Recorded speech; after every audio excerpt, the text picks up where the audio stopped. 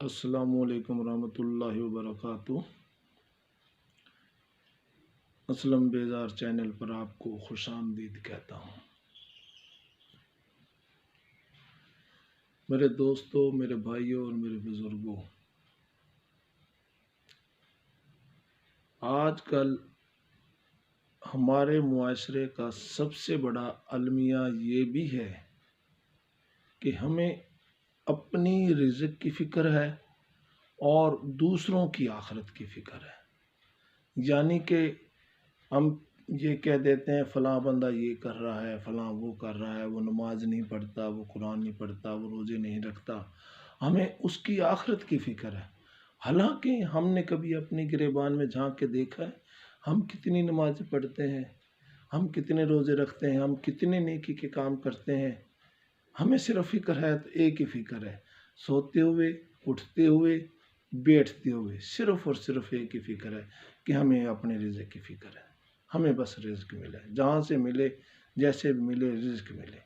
لیکن ہمیں صرف اور صرف دوسروں کی فکر ہے تو ان کی آخرت کی۔ کیا یہ ہمارے معاشرے کا یہی المیہ ہے؟ جس آدمی کو بھی آپ دیکھو گے اس کے اندر یہی المیہ پایا جائے گا۔ اگر ہم اپنی آخرت کی فکر کریں اور دوسروں کے رزق کی فکر کریں کہ فلاں بندہ غریب ہے، اسے کس طرح سے رزق ملنا چاہیے، اس کے رزق میں وسائل پیدا کرنے چاہیے، تو یقین جانے زندگی سنور جائے گی، ہمارے معاشرے سے برائی کا نام و نشان اٹھ جائے گا۔ آج ہم نے یہ ثابت کرنا ہے، آج کے بعد یہ عہد کرنا ہے کہ ہم جب بھی کوئی کام کریں گے اپنی آخرت کے لیے کریں گے اور دوسروں کے رزق کے وسائل کے بارے میں کریں گے۔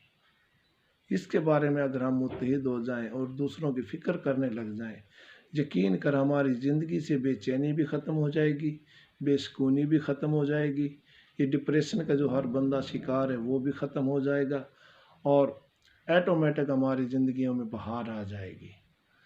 آج سے کوشش کریں کہ 5 وقت کی نماز پڑھیں۔ امید تو یہی کرتا ہوں، گمان تو یہی ہے کہ سب بھائی 5 وقت کے نمازی ہوں گے۔ اگر وہ نمازی نہیں ہیں تو میرے دوستوں، میرے بھائیوں، آج سے 5 وقت کی نماز پڑھیں، اپنی آخرت کی فکر کریں، اپنی زندگی کو سنواریں، اور جو ہمارے دوست غریب بھائی ہیں جن کے کاروبار اور وسائل میں تنگ دستیاں ہیں یا رکاوٹیں ہیں، ہم ان کو دور کرنے کی کوشش کریں تو انشاءاللہ تعالی ہماری زندگی سنور جائے گی۔